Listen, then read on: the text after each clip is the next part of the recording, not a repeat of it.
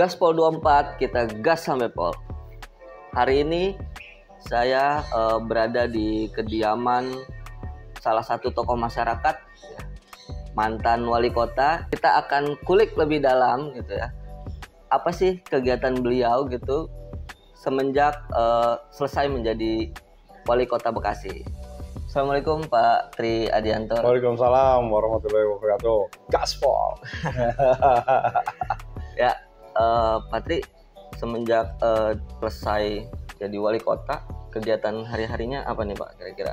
Ya, jadi pada saat saya sebagai kepala daerah, ya, itu saya sudah diberikan amanah. Yang pertama adalah sebagai ketua KONI, dilantik pada waktu itu bulan Maret ya. Kemudian juga saya sebagai ketua Persipasi ya, tahun 2022 ya. Dan itu yang hari ini kita lanjutkan, termasuk adalah kalau di partai saya sebagai ketua DPC PD Perjuangan ya, sejak tahun 2021 ya.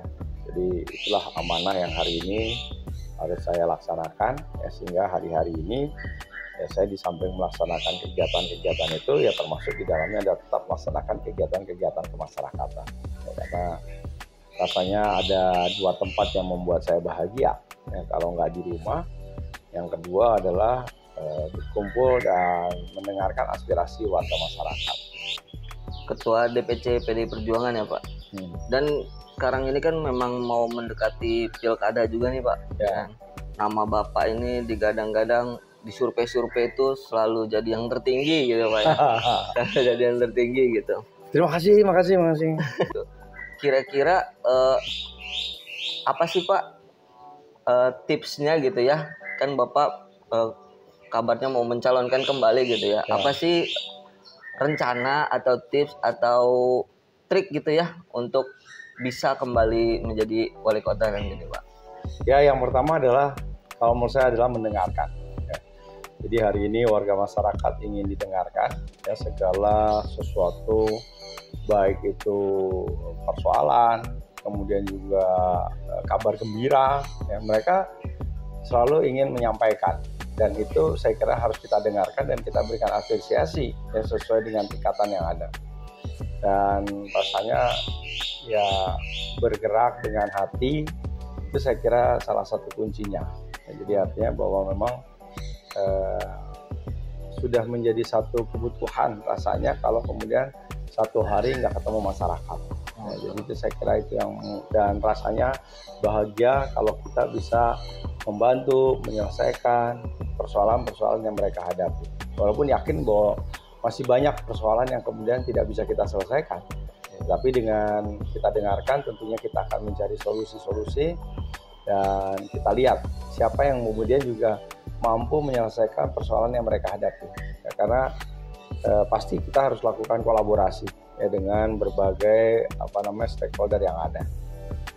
Kalau bicara soal wali kota nih, kemarin kan lagi rame Bapak ikut tuh kayak calon-calon lain mendaftarkan diri lewat PKB tuh Pak. Ya.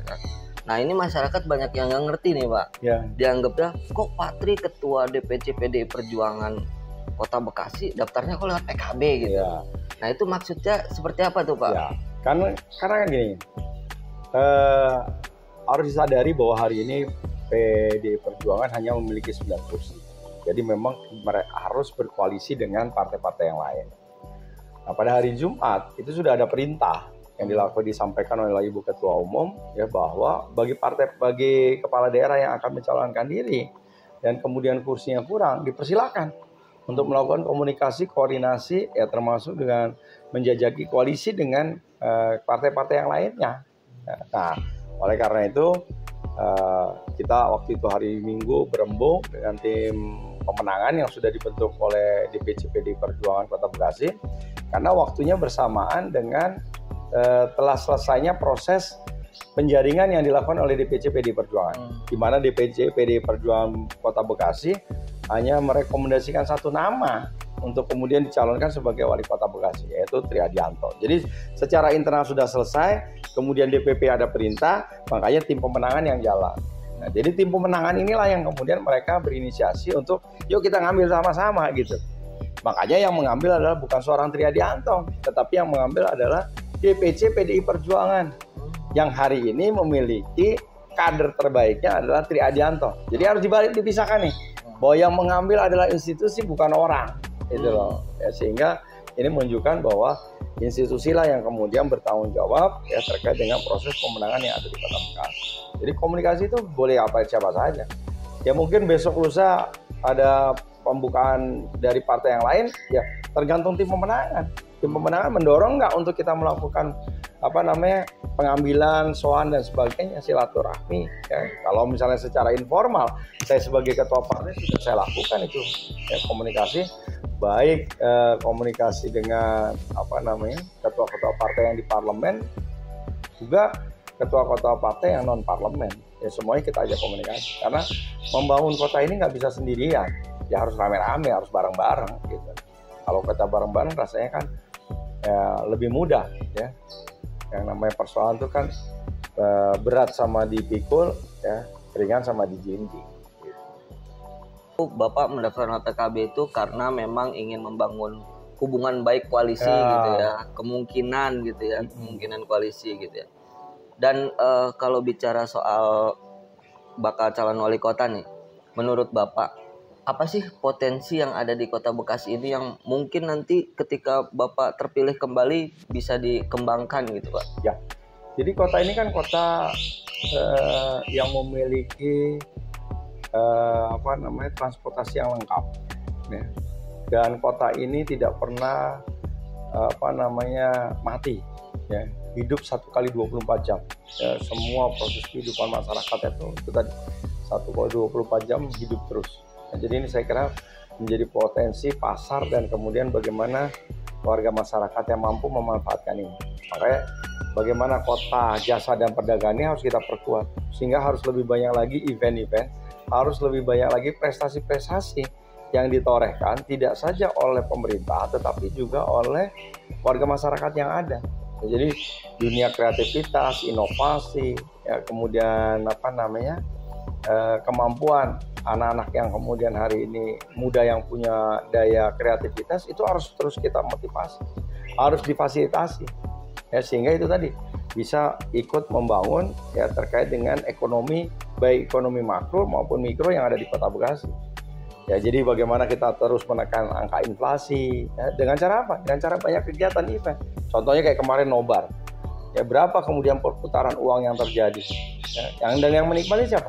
Yang menikmati adalah ya itu tadi para UMKM, pedagang kecil yang mereka kemudian bisa mendorong ya keekonomian berikutnya. Orang yang jualan es bisa jualan yang lain, terus saja bergerak. Ini yang kemudian akan menumbuhkan itu tadi perdagangan, jasa, dan sehingga apapun yang kemudian nanti yang dilakukan oleh orang-orang Bekasi itu akan mudah diambil oleh pasar. Jadi bagaimana sekarang ya event-event yang berskala lokal, berskala nasional dan internasional harus bisa kita hadirkan di kota yang kita cintai. Ya, kita bagaimana negara-negara ASEAN komplain ya karena Taylor Swift hanya bisa tampil di Singapura. Magnetnya kan seperti itu. Semua negara-negara hadir tuh ke Singapura hanya untuk menonton Taylor Swift. Ya. Hotelnya hidup, yang tadinya harganya itu bisa naik 3 kali lipat hotelnya. Ya, jadi yang hotel yang harga 500 bisa jadi 1,5, yang sudah 8 juta bisa jadi 24 juta. Ya. Jadi kalau di Marina Bay itu udah sebesar itu harga pada saat Taylor Swift hadir. Ya, belum lagi kegiatan yang lainnya, makan, rumah makan. Ini yang tidak terasa bagaimana uang beredar, berputar untuk kemudian itu tadi yang akan menggerakkan ekonomi. Ya, makanya juga keterampilan-keterampilan seperti bagaimana juga memotivasi, mengisi hari-hari itu menjadi hari-hari yang efektif dan produktif. Ya. Ibu-ibunya kita ajarin bikin jahit, ya. Kemudian kita bikinin bagaimana kita carikan pasarnya, ya supaya itu tadi menggelorkan, membantu ekonomi keluarga. Sekarang ada yang namanya cilok daging mastri, ya. Suaminya kerja, istrinya bisa membantu karena tidak perlu harus meninggalkan rumah, jadi tetap dia bisa melakukan pengawasan pendidikan terhadap anak-anak. Ya, di balik potensi yang tadi disebutkan nih Pak, kira-kira kendala apa sih Pak yang mungkin gitu ya, yang mungkin terjadi untuk mewujudkan tadi mengembangkan potensi yang tadi Bapak sebutkan ya? Saya kira adalah yang pertama adalah kesempatan. Ya, jadi kita harus karena persaingan di dunia mais ini, ya, dunia entertain ini sangat ketat. Nah, jadi oleh karena itu saya kira kendalanya adalah kita harus mampu bersaing ya, dengan kota-kota yang juga mempersiapkan diri. Ya, jadi kita harus bisa terkait dengan proses perizinan, proses terkait dengan keamanan, ya, kemudian tempat, lokasi. Ini juga harus kita perbaiki. Ya, makanya kita lagi membangun yang namanya gedung olahraga 6 lantai. Sehingga nanti akan lebih banyak event olahraga yang bisa kita lakukan di Kota Bekasi. Kemudian prasarannya rata-rata belum memenuhi standar berkegiatan. Kayak lapangan basket kita tuh untuk skala nasional aja masih belum memenuhi syarat. Sehingga ini yang harus kemudian kita perbaiki. Ya. Belum lagi adalah daya kesempatan. Ya, jadi peran swasta juga untuk mendorong itu saya kira cukup harus kita lebih tekankan lagi. Ya. Kita kemarin sudah melakukan kayak misalnya Bekasi Fashion Week, ya dulu nggak ada. Ya. Setelah saya jadi wali kota itu baru ada karena terinspirasi dengan Jakarta Fashion Week. Padahal yang namanya desainer, yang namanya peragawati itu banyak dari warga masyarakat Kota Bekasi. Ya. Terus kemudian bagaimana e-sport kemudian kita berikan ruang. Ya, dan ini mungkin ke depan kita akan siapkan tempat khusus buat anak-anak muda juga untuk mereka bisa berekspresi dan menunjukkan prestasi. Ya, cukup menarik nih dari kegiatan-kegiatan, rencana, dan kepahaman Bapak terkait potensi dan kendala di Kota Bekasi nih. Udah pantas dah kelihatannya gitu. Amin. Ya, menjadi makanya di survei-survei itu jadi rating tertinggi terus gitu ya. Semoga nanti Bapak bisa terpilih kembali. Amin. Dan rencana-rencana yang tadi Bapak sebutkan bisa terrealisasikan dengan baik gitu. Amin. Pak ya. Ya mungkin untuk terakhir ada sedikit closing statement buat para pemirsa Gaspol ya. Jangan pernah putus harapan, terus semangat ya, tingkatkan produktivitas ya, selalu berpikir positif bahwa sekecil apapun kontribusi yang rekan-rekan Gaspol lakukan pasti akan bermanfaat buat diri pribadi, keluarga, dan juga Kota Bekasi. Saling menguatkan, saling mendoakan, dan kita sukses bersama. Wassalamualaikum warahmatullahi wabarakatuh. Gaspol 24, gas sampai pol.